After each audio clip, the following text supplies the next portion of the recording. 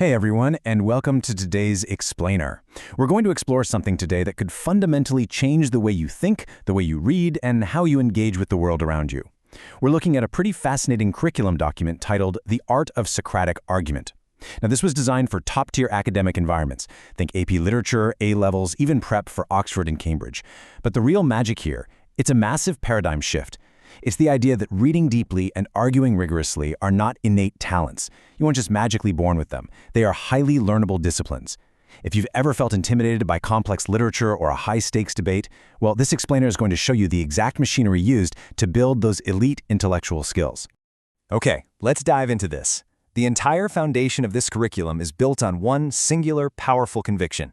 The ability to read with depth, argue with rigor, and speak with force are not natural gifts, but learnable disciplines. We tend to look at brilliant public speakers or, profound thinkers, and we just assume they have a gift. But this document argues the exact opposite. These elite capacities, they can be mastered by anyone, provided they're trained through a very specific, structured system. And today, we're going to unpack exactly how that system works. Here is our roadmap for the masterclass today. We're going to dismantle this complex pedagogical system piece by piece.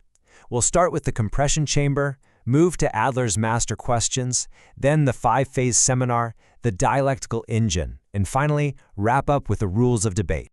Let's jump right into Section 1, the compression chamber, and why poetry is the ultimate training ground. Now, you might be wondering, if this is a rigorous curriculum meant to train students for elite debate, why on earth are we using poetry? Why not historical treatises or political speeches? Well, the answer lies in this vivid metaphor. Poetry is the compression chamber of language. Think about it. A poem achieves in just 14 lines what a novel takes 300 pages to pull off. Because of this extreme compression, there is absolutely nowhere for the reader to hide. It demands that you attend to every single word, every syntactic choice, every formal decision. It's the ultimate intellectual training ground, because it literally forces absolute precision. To survive this intense compression chamber, the curriculum relies heavily on Mortimer Adler's 4 levels of reading. It starts with the elementary, literally just decoding what the words mean, and moves to the inspectional. But I really want you to focus on the 3rd level here, the analytical. This is where this entire curriculum primarily operates. This is the exact moment where a passive reader transforms into a true thinker, deeply analyzing the thesis, the evidence, and the actual validity of a text.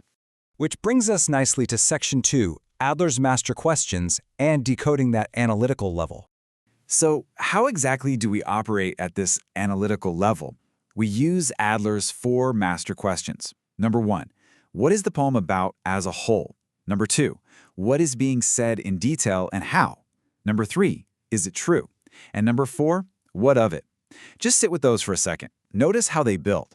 It starts with basic literal synthesis, forcing you to state the central argument in a single sentence. Then it moves into the technical mechanics.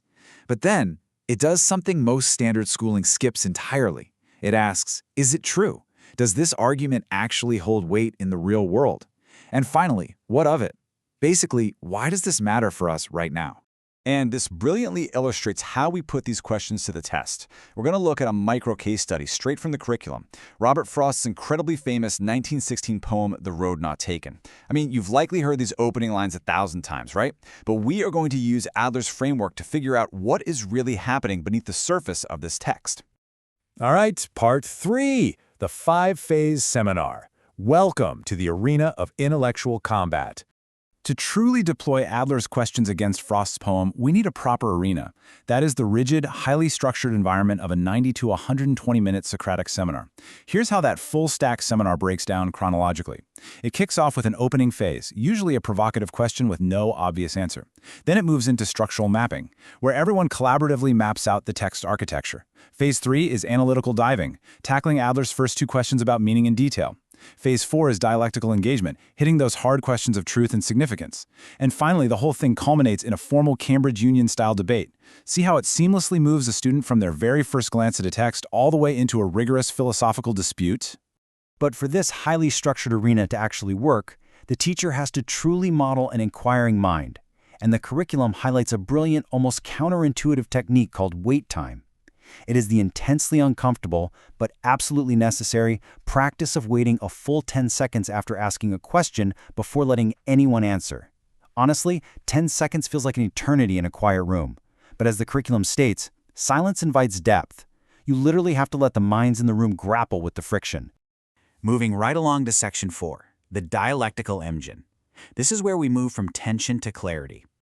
That friction leads us straight to the Socratic heart of the curriculum, the exact point where literary analysis becomes a philosophical dispute.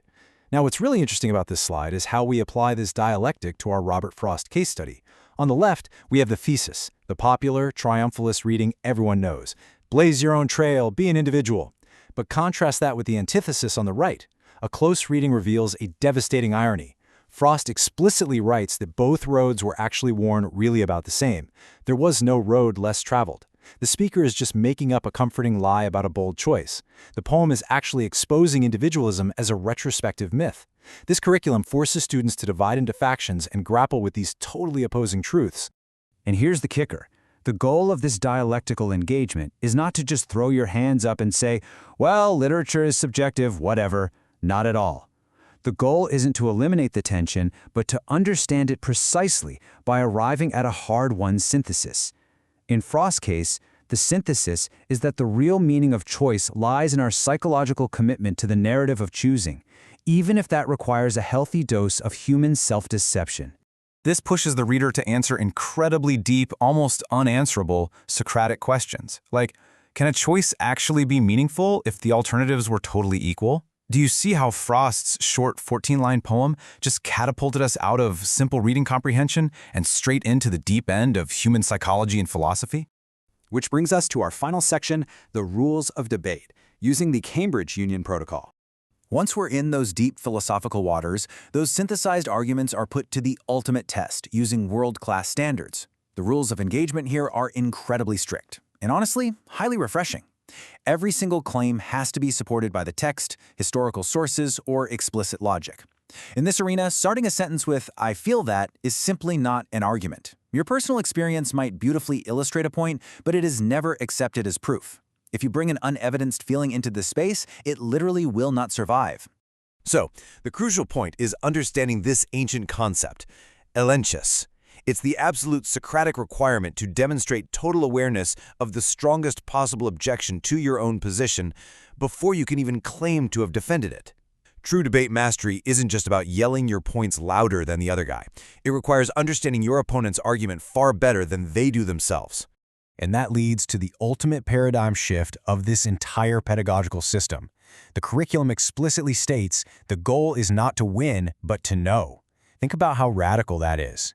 If you are presented with a superior argument and you realize you're wrong, changing your mind is not a personal defeat.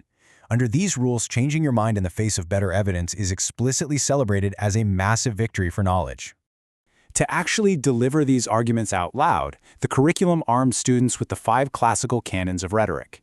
You invent the strongest claims, arrange them for maximum impact, choose your style of language, lock them into your memory, and finally, master the physical delivery. The ultimate goal is to stand up and deliver a synthesized, rigorously tested argument powerfully, looking your audience dead in the eye without needing a single sheet of notes. Which brings our explainer full circle today. At the very end of that 120-minute Robert Frost seminar, after surviving the compression chamber, asking Adler's questions, and battling through the dialectic, students face this exact Cambridge Union debate motion. This house believes that the stories we tell about our past choices define us more than the choices themselves. Armed with their close reading, they must stand up and rigorously defend or refute that claim. It's just an incredible intellectual journey, isn't it? Taking a few lines of poetry and turning it into a profound debate on the human condition. It reminds us that reading with depth and arguing with rigor aren't just magic tricks for the elite. They are highly learnable disciplines, just waiting for you to practice them. So, looking at the toolkit we've uncovered today, I'll leave you with this. Are you ready to enter the compression chamber and test your own arguments?